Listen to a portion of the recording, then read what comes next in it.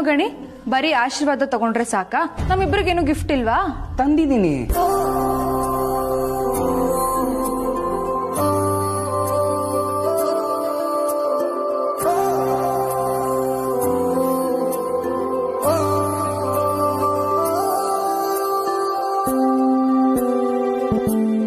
ಬಳೆಗಳು.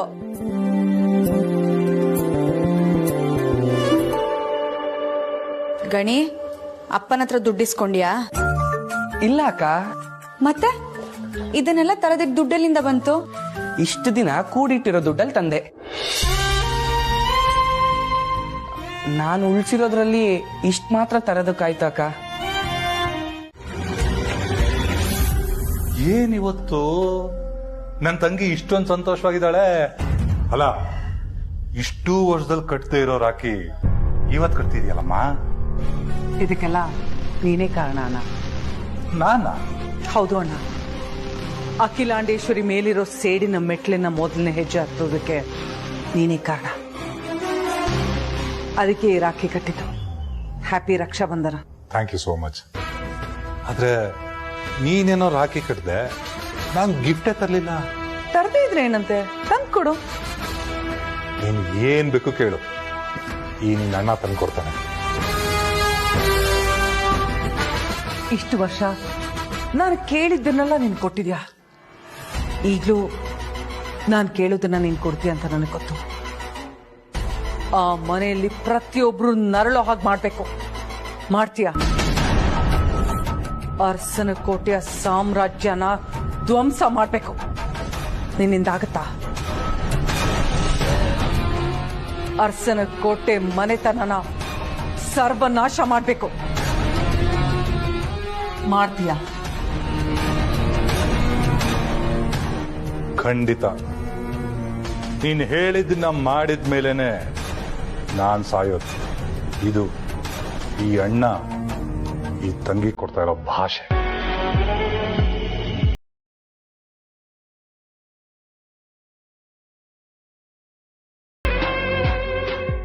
ಥ್ಯಾಂಕ್ಸ್ ಅಣ್ಣ.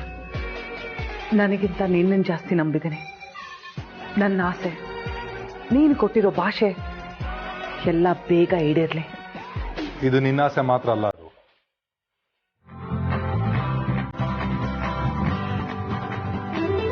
ತಾಯಿಯಾಗಿ ಜನ್ಮ ಕೊಡ್ತೀರಾ, ತಪ್ಪು ಮಾಡಿದ್ರೆ ಅಕ್ಕನಾಗಿ ಬುದ್ಧಿವಾದ ಹೇಳ್ತೀರಾ, ತಂಗಿಯಾಗಿ ಪ್ರೀತಿ ಕೊಡ್ತೀರಾ, ಮಗಳಾಗಿ ಮಮತೆ ಹಂಚ್ತೀರಾ. ಇದೆಲ್ಲದನ್ನು ಹೆಂಡತಿಯಾಗಿ ಮಾಡ್ತೀರಾ. ಅದಕ್ಕೆ ಅಲ್ವಾ ಹೆಣ್ಣನ್ನ ಕರುಣಾಮಯಿ, ತ್ಯಾಗಮಯಿ ಅಂತೆಲ್ಲ ಕರೆಯೋದು.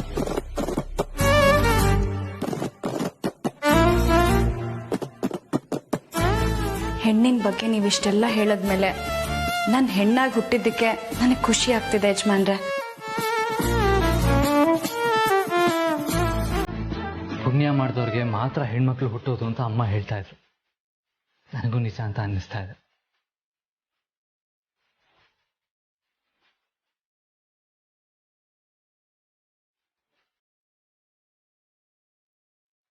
ನಾವು ಆ ಪುಣ್ಯ ಮಾಡಿದೀವಲ್ವಾ?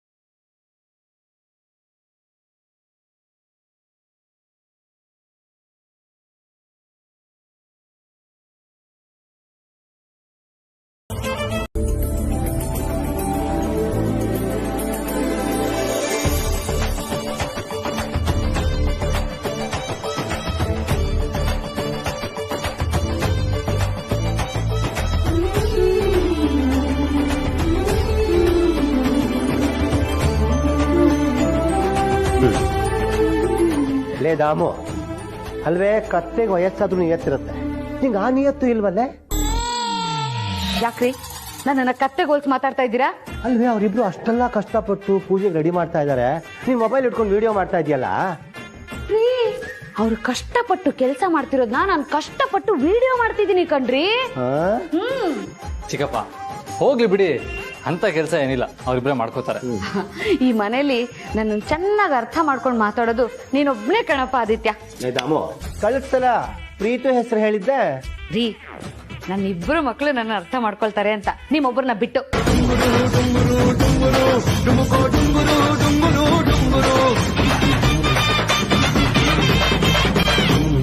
ಹೇಳಿಲ್ಲ ಬ್ರೋ, ಮೇಲೋಗಿದ್ರು. ಪೂಜೆ ದಿನ ಆದರೂ ಇಲ್ಲಿರು, ಆಚೆ ಆಚೆ ಓಡಾಡ್ತಾನೆ ಇರ್ತೀಯ.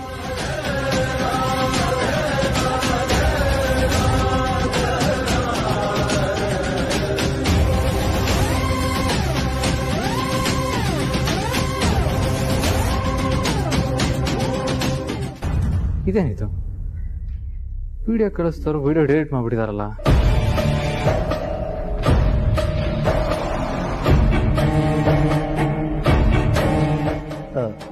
ಯಾರೋ ಏನೋ ಫೋನ್ ಮಾಡಿ ವಿಚಾರಿಸು ಅದೇ. ಕರೆಕ್ಟ್ ಸಿಗಪ್ಪ. ಬ್ರೋ, ಯಾರೋ ಏನೋ ಯಾರಿಗೋ ಕಳ್ಸಕ್ ಹೋಗಿ ನಿನಗೆ ಕಳ್ಸಿರ್ತಾರೆ, ಅದಕ್ಕೆ ಇಮಿಡಿಯೇಟ್ ಆಗಿ ಡಿಲೀಟ್ ಮಾಡಿರ್ತಾರೆ. ಯಾಕೆ ಸುಮ್ಮನೆ ಫೋನ್ ಮಾಡಕ್ ಹೋಗ್ತೀಯಾ? ಟೆನ್ಷನ್ ಯಾಕೆ, ಬಿಟ್ಟಾಕು. ಅದು ಕರೆಕ್ಟ್ ಪ್ರೀತು. ಪ್ರೀತು, ಮತ್ತೆ ಹೊರಟೆ? ಬ್ರೋ, ಅದು ನನ್ನ ಫೋನ್ ಮೇಲೆ ಬಿಟ್ಟು ಬಂದಿದ್ದೆ, ತರೋಣ ಅಂತ. ಸರಿ.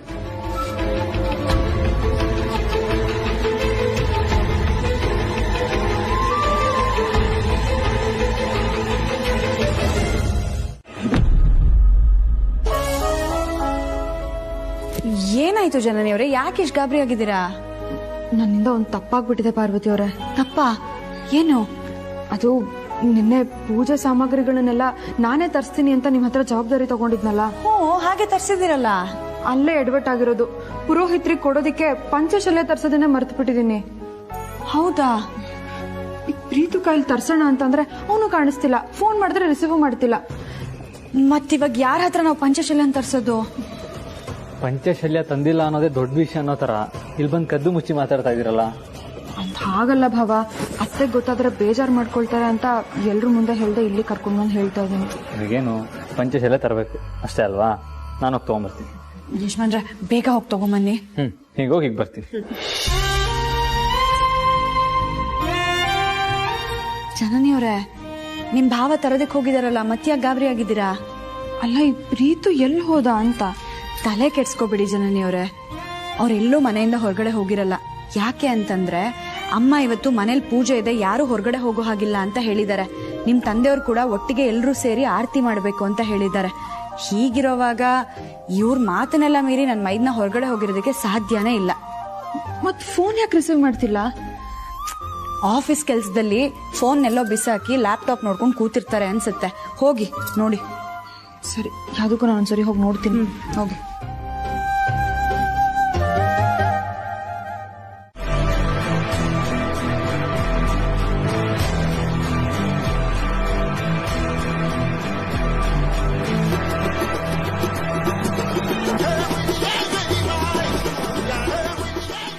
ಹೇ ಪ್ರೀತು, ಪರವಾಗಿಲ್ಲ, ಹೇಳಿ ಟೈಮ್ಗೆ ಬಂದಿದ್ಯಾ. ಕೀನ ಅಲ್ಲೇ ಬಿಟ್ಟು ಹೇಳಿ. ಅಲ್ಲ, ಕೀ ಯಾಕೆ? ಹೇಳ್ದಷ್ಟು ಮಾಡು.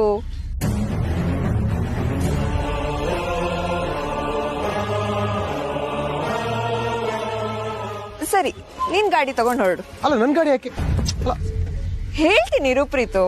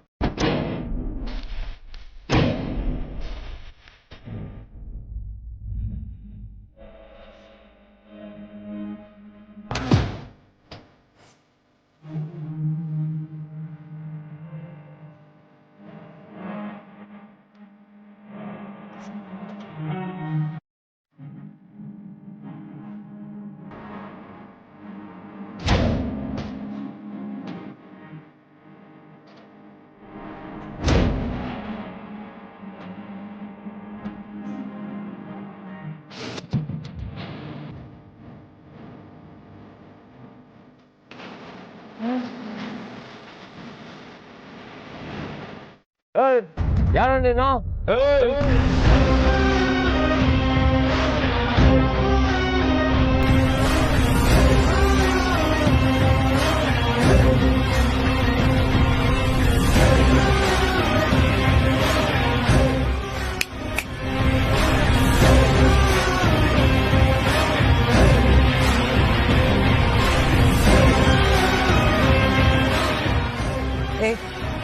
ಅದೇನ್ ಹೋಗ್ ನೋಡು.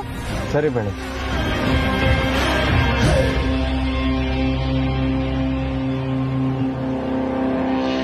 ಯಾರೋ ನೀನು? ಕಾರ್ಯ ಕಟ್ಟಾಕಿದ್ಯಾ? ಸಿಗೋ ಹಿಂದೆ.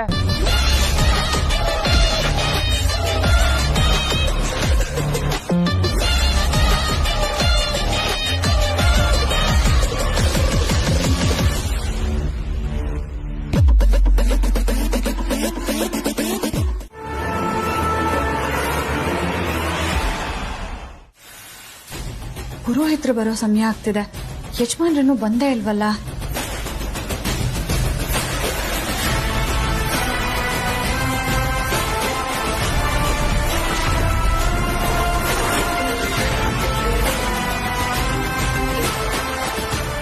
ಹೇಳ್ಪಾರು. ಯಜಮಾನ್ರು ಎಲ್ಲಿದ್ದೀರಾ? ಪಂಚಶಲ್ಯ ತಗೊಂಡ್ರಾ? ಹಾ ಪಾರು, ಎಲ್ಲ ತಗೊಂಡೆ. ಇನ್ನೊಂದು 10 ನಿಮಿಷ ಬರ್ತಾ ಇದ್ದೀನಿ. ಸರಿ, ನೀವ್ ಇಷ್ಟೊತ್ತಾದ್ರೂ ಬರ್ಲಿಲ್ವಲ್ಲ, ಅದಕ್ಕೆ ಫೋನ್ ಮಾಡ್ದೆ. ಸಾರಿ, ಸ್ವಲ್ಪ ಲೇಟ್ ಆಯ್ತು. ಯಾಕೆ ಅಂದ್ರೆ ದಾರಿಲಿ ವಿಶೇಷವಾದ ವ್ಯಕ್ತಿ ಸಿಕ್ಕಿದ್ರು. ಅವರ ಯೋಗ ಕ್ಷೇಮನ್ ವಿಚಾರಿಸ್ಕೊಂಡು ಇವಾಗ ಮನೆಗೆ ಕರ್ಕೊಂಡು ಬರ್ತಾ ಇದ್ದೀನಿ. ಏನು ವಿಶೇಷವಾದ ವ್ಯಕ್ತಿನ? ಯಾರ ಯಜಮಾನ್ರೆ? ಈಗ್ಲೇ ಹೇಳಿದ್ರೆ ಮಜಾ ಬರಲ್ಲ ಪಾರು. ನಾನೇ ಕರ್ಕೊಂಡ್ ಬರ್ತೀನಲ್ಲ, ಅವಾಗ ಗೊತ್ತಾಗುತ್ತೆ. ಆಕ್ಚುಲಿ ಅವರು ಎಷ್ಟೋ ವರ್ಷಗಳಾದ್ಮೇಲೆ ಬರ್ತಾ ಇರೋ ಅತಿಥಿ, ಗೊತ್ತಾ? ಹೌದಾ? ಅವ್ರು ನನಗ್ ಗೊತ್ತಾ? ನಾನು ಅವ್ರನ್ನ ನೋಡಿದ್ದೀನ? ಅವ್ರು ನಮಗ್ ಹತ್ರವಾದವ್ರ? ಗಂಡಸ್ರ ಹೆಂಗಸ್ರ? ನನ್ಗಿಂತ ಚಿಕ್ಕವರ ದೊಡ್ಡವರ? ಪಾರು, ಯಾಕೆ ಇಷ್ಟೊಂದು ಪ್ರಶ್ನೆ ಮಾಡ್ತಾ ಇದ್ಯಾ? ಅವ್ರನ್ನ ನೋಡ್ಬೇಕು ಅನ್ನೋ ಕಾತರ ನಿನಗೂ ಇದೆಯಾ? ಹೌದು, ವಿಶೇಷವಾದ ಅತಿಥಿ ಅಂದ್ರಲ್ಲ, ಅವ್ರನ್ನ ಸ್ವಾಗತ ಮಾಡ್ಕೊಳ್ಳೋದಿಕ್ಕೆ ತಯಾರು ಮಾಡ್ಕೋಬೇಕಿತ್ತು, ಅದಕ್ಕೆ ಕೇಳ್ದೆ. ಅವರಿಗೆ ಈ ಸ್ವಾಗತ ಎಲ್ಲ ಬೇಡ. ಅವರು ಎಲ್ರ ತರ ಅಲ್ಲ, ಸ್ವಲ್ಪ ಡಿಫ್ರೆಂಟ್. ಸರಿ ಸರಿ, ಕರ್ಕೊಂಡ್ ಬನ್ನಿ, ಆಗ್ಲೇ ಗೊತ್ತಾಗತ್ತಲ್ಲ ಅವ್ರು ಯಾರು ಅಂತ. ಸರಿ ಯಜಮಾನ್, ಬೇಗ ಬನ್ನಿ. ಸರಿ ಪಾರು.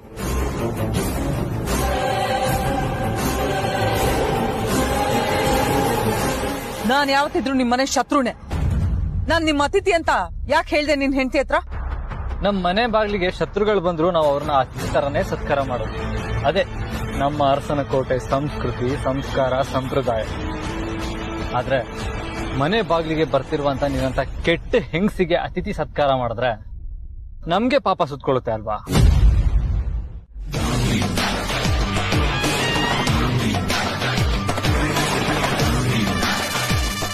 ಅಲ್ಲಿ ನೋಡು, ಅರಸನ ಕೋಟೆ ಅನ್ನೋ ದೇವಸ್ಥಾನದ ಗರ್ಭಗುಡಿಲಿರೋ ದೇವತೆ.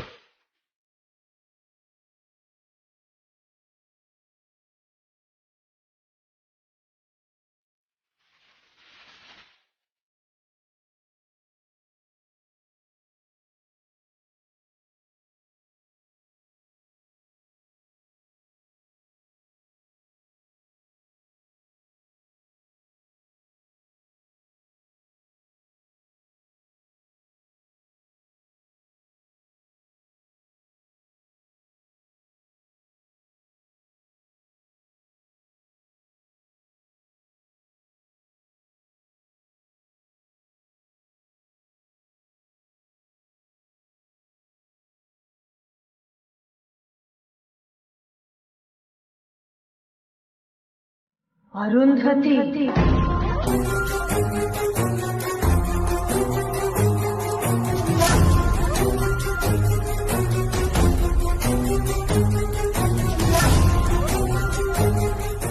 ದಾರಿ ಮಧ್ಯೆ ಸಿಕ್ಕ ಈ ಹೆಂಗಸನ ನಾನೇ ಕರ್ಕೊಂಬಂದೆ ಅಮ್ಮ.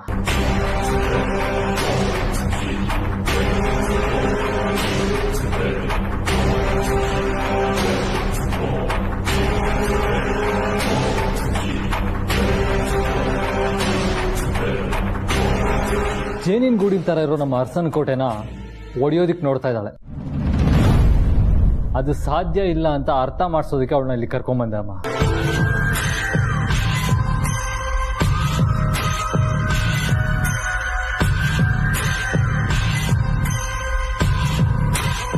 ಯಾವಿಬ್ರು ಸೊಸೆ ಮಧ್ಯೆ ತಂದು ಹಾಕಬೇಕು ಅಂತ ಅಂದ್ಕೊಂಡಿದ್ಲೋ ಅದೇ ಇಬ್ರು ಸೊಸೆಯರು ಇವತ್ತು ಸತ್ಯನಾರಾಯಣ ಪೂಜೆ ಮಾಡೋದನ್ನ ತೋರಿಸ್ಬೇಕು ಅಂತಾನೆ ಕರ್ಕೊಂಡು ಬಂದೆ.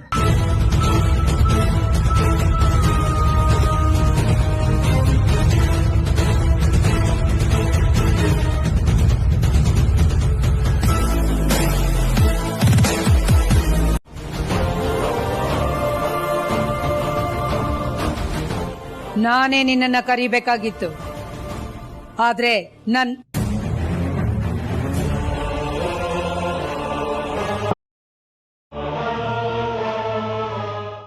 ಆದಿತ್ಯನೇ ಆ ಕೆಲಸ ಮಾಡಿದ್ದಾನೆ.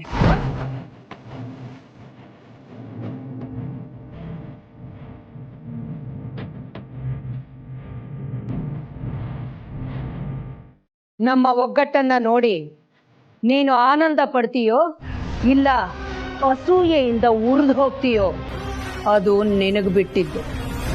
ಒಂದಂತೂ ನಿಜ, ನೀನು ಶತ ಪ್ರಯತ್ನ ಮಾಡಿದ್ರು ನಮ್ಮ ಒಗ್ಗಟ್ಟನ್ನ ಮುರಿಯಕ್ಕಾಗಲ್ಲ, ನಮ್ಮನ್ನ ಬೇರ್ಪಡಿಸೋದಕ್ಕಾಗಲ್ಲ.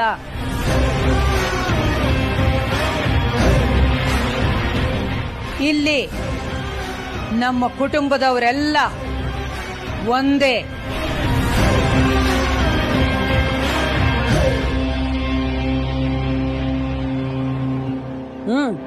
Very good. ಒಳ್ಳೆ ಬೆಳವಣಿಗೆನೆ. ಅವತ್ತು ನೀನ್ ನಮ್ಮನೆಗೆ ಬಂದೆ, ಇವತ್ತು ನಾನ್ ನಿಮ್ಮನೆಗೆ ಬಂದಿದ್ದೀನಿ. ನೋಡ್ತೀನಿ ನೀನ್ ಅದೇನು ಒಗ್ಗಟ್ಟನ್ನ ತೋರಿಸ್ತೀಯ ಅಂತ ನಾನು ನೋಡ್ತೀನಿ.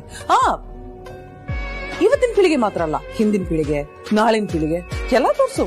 It's okay. ಖುಷಿ ಪಡೋದೋ ದುಃಖ ಪಡೋದೋ ಅದೆಲ್ಲ ಆಮೇಲೆ ಯೋಚನೆ ಮಾಡ್ತೀನಿ. ಮೊದಲು ನಿನ್ ಫ್ಯಾಮಿಲಿ ಒಗ್ಗಟ್ಟನ್ನ ತೋರ್ಸು.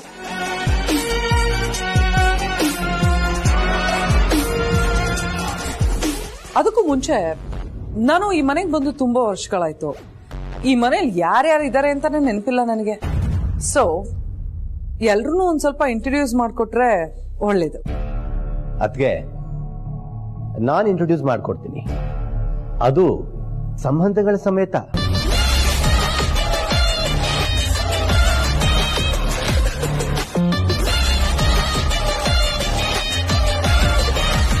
ಮೊದಲಿಗೆ ಇವರು ನಮ್ಮ ಅತ್ತಿಗೆ. ಇವರನ್ನ ಪರಿಚಯ ಮಾಡುವ ಅಗತ್ಯ ಇಲ್ಲ ಅಂತ ಅನ್ಸುತ್ತೆ, ಯಾಕಂದ್ರೆ ಇವ್ರ ಬಗ್ಗೆ ನಿಮ್ಗೆ ಚೆನ್ನಾಗೇ ಗೊತ್ತು. ಖಂಡಿತ ಗೊತ್ತಿದೆ. ಇನ್ನು ನಮ್ಮ ಅಣ್ಣ ರಘು, ಅವರು ಯಾವುದೋ ಕೆಲಸ ಮೇಲೆ ಊರಿಗೆ ಹೋಗಿದ್ದಾರೆ. ನನ್ನ ಹೆಸರು ಮೋಹನ್, ರಘು ಅವ್ರ ತಮ್ಮ. ಇವಳು ನನ್ನ ಹೆಂಡತಿ ಧಾಮಿನಿ.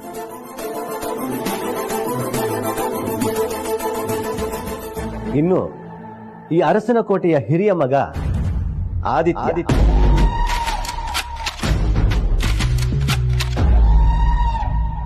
ಈಕೆ ಅವನ ಹೆಂಡತಿ ಪಾರ್ವತಿ.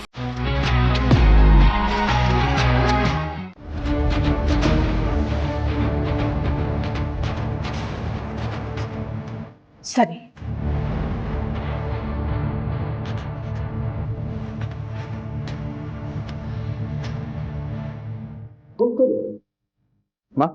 ಸತ್ಯನಾರಾಯಣ ಸ್ವಾಮಿಯ ಕಥೆ ಪ್ರಾರಂಭ ಮಾಡೋದಕ್ಕಿಂತ ಮುಂಚೆ ದೀಪವನ್ನು ಬೆಳಗಿ ಪ್ರಾರಂಭ ಮಾಡೋಣ. ದೀಪನ ಹಚ್ಚಿ.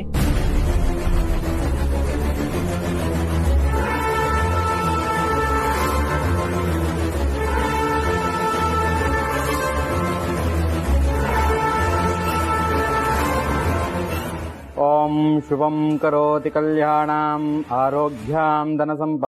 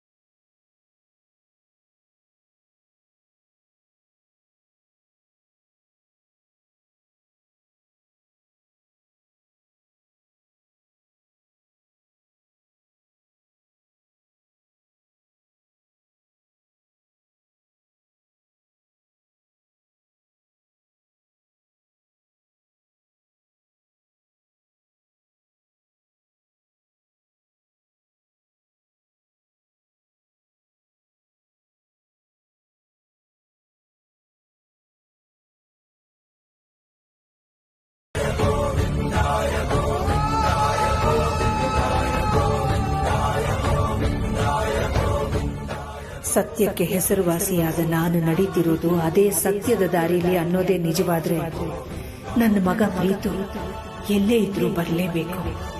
ನಿನ್ನನ್ನೇ ನಂಬಿದ್ದೀನಿ. ನೀನೇ ಈಗ ದಾರಿ ತೋರಿಸ್ಬೇಕು ದೇವ್ರೆ. ಇವತ್ ನೀನ್ ಆ ದೇವ್ರನ್ನ ಎಷ್ಟೇ ಬೇಡ್ಕೊಂಡ್ರು ನಿನ್ ಮಗ ಈ ಪೂಜೆಗೆ ಬರೋದು ಇಲ್ಲ, ಪೂಜೆ ಪೂರ್ತಿನೂ ಆಗಲ್ಲ.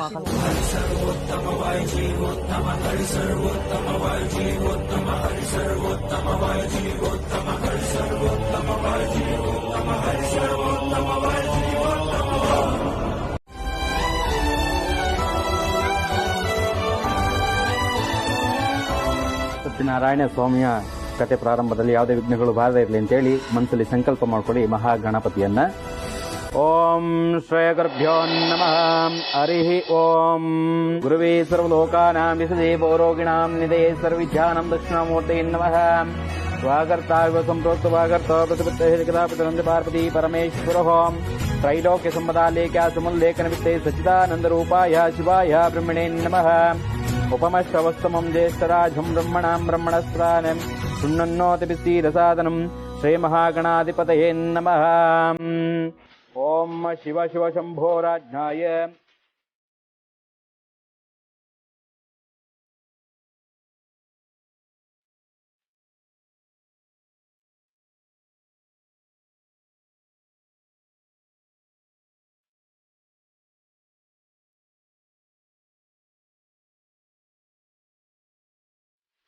ओम कलशस्य मुखे रध्रे कंठे विष्णु समाश्रित मूले तत्र स्थितो ब्रह्मा मध्ये मातृगणास्ता सागरा सर्वे सप्तादीपौ सुंदर.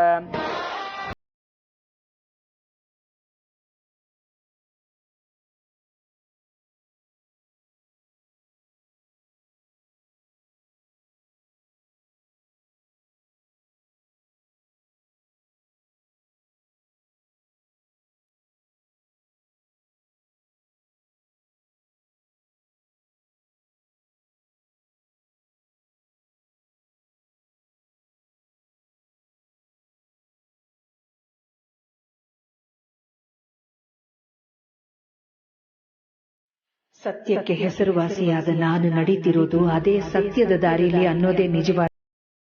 ನನ್ನ ಮಗ ಪ್ರೀತು ಎಲ್ಲೇ ಇದ್ರೂ ಬರಲೇಬೇಕು. ನಿನ್ನನ್ನೇ ನಂಬಿದ್ದೀನಿ. ನೀನೇ ಈಗ ದಾರಿ ತೋರಿಸ್ಬೇಕು ದೇವ್ರೆ. ಇವತ್ ನೀನ್ ಆ ದೇವ್ರನ್ನ ಎಷ್ಟೇ ಬೇಡ್ಕೊಂಡ್ರು ನಿನ್ ಮಗ ಈ ಪೂಜೆಗೆ ಬರೋದು ಇಲ್ಲ, ಪೂಜೆ ಪೂರ್ತಿನೂ ಆಗಲ್ಲ.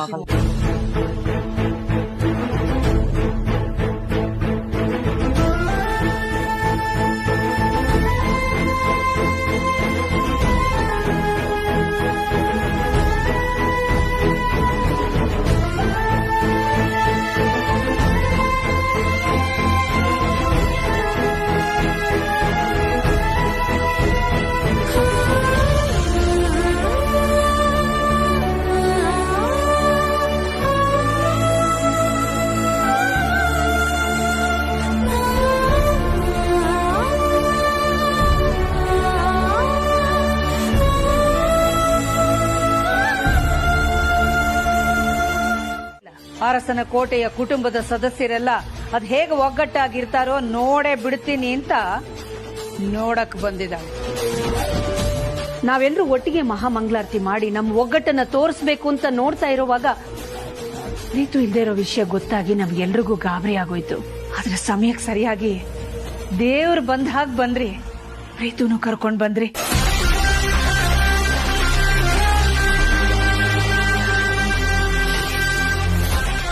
ಅದೇ ಅನ್ಕೊಂಡೆ, ಹೋಮದ ಕುಂಡದಲ್ಲಿ ಓತಿಕೆ ಆತಕ್ಕೆ ಏನ್ ಕೆಲಸ ಅಂತ.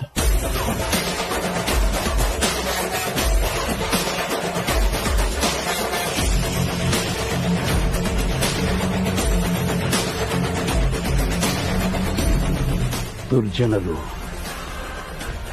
ದುರ್ಬುದ್ಧಿ ಇರೋರು, ದುರಾಚಾರಿಗಳು, ಅವರಿಗೆ ಆಯಸ್ಸು ತುಂಬಾ ಕಮ್ಮಿ. ಗೊತ್ತಿಲ್ಲ ಅಲ್ಲ ಅದು?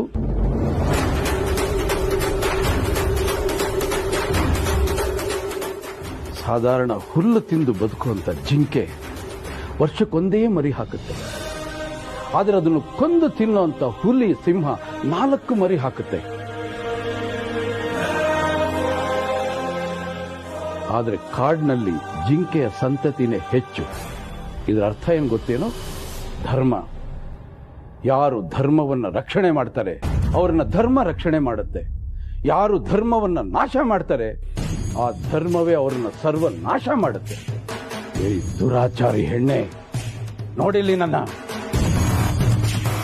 ಈ ರಣಕಲ್ಲು ವೀರಯ್ಯ ದೇವ ಇರೋವರೆಗೂ ಅರಸನ ಕೋಟೆಯಲ್ಲಿ ಒಂದು ಒಣಹುಲ್ಲು ಕೇಳಕ್ ಬಿಡೋದಿಲ್ಲ ನಿನ್ನ. ನೆನಪಿಟ್ಕೋ, ನಿನಗೇನಾದ್ರೂ ಅಂತ ಯೋಚನೆ ಬಂತು ಅನ್ಕೋ, ನಿನ್ನ ಗೋಡೆ ಕಿಟಕಿ ಎಲ್ಲ ಒಂದ್ ಕಡೆ ನಾನು ಇರ್ತೀನಿ.